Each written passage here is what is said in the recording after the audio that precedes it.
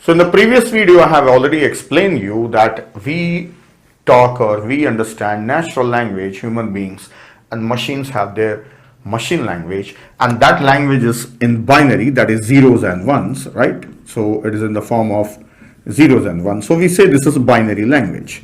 Binary language, we can call it as machine language. Machine language. So that is termed as low level language. Low level language. Machine language is low level. Low level means actual machines language. We can't understand it.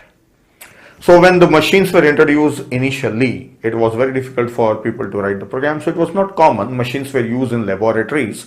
It was not used by masses, or it was not available at consumer level.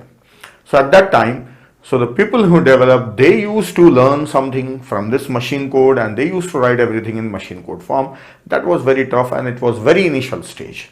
Then later they thought that there should be some method to make it easy. So they introduced some language called assembly language. Assembly language, right? So this assembly language was little easier than binary, right? So this nobody can think of working on it except the one who has manufactured the machine.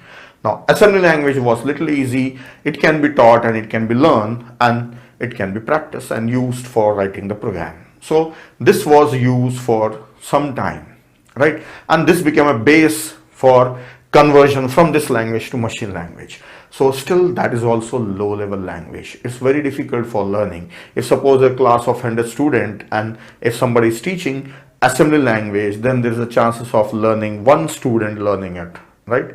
So the learning curve is very high and it's very difficult, right? As a part of academic, students learn it for some time and they finish the exam and forget it. So anyway, we don't have to use it. And if at all you want to work in systems programming, that you want to write operating system level programs and all, then you need to learn about it, right? So I'll give you the idea about that one, where this assembly language is useful if at all you need it. Then this is also low level. So under low level, we have two languages under low level, that is machine language and assembly language. Machine language and assembly language. In short, I am writing them. Then, as this was also difficult, we wanted some English-like language. So English-like languages are high-level languages. They are not exactly like English, and they are not more like machine code, right? So they are in between. So that is easy enough for anybody to learn.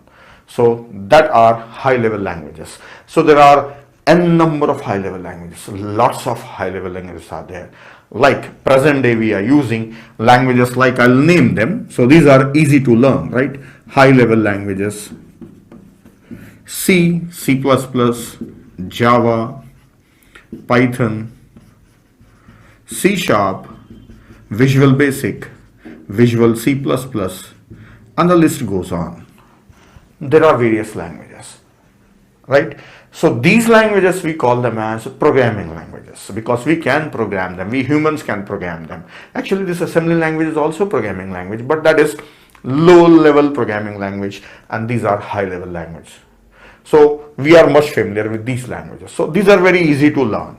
Now, no doubt for a beginner, it is a little tough in the beginning. But when you are used to, then when you learn any one of the language, it's sufficient. You can learn all other languages. You should learn one language thoroughly, then you can understand all other languages. They are on the same patterns. Now, and one more thing about this. These languages, we can categorize them as compiler-based languages, and some are interpreter-based languages, and some are hybrid languages. What are these? We will learn this in next video.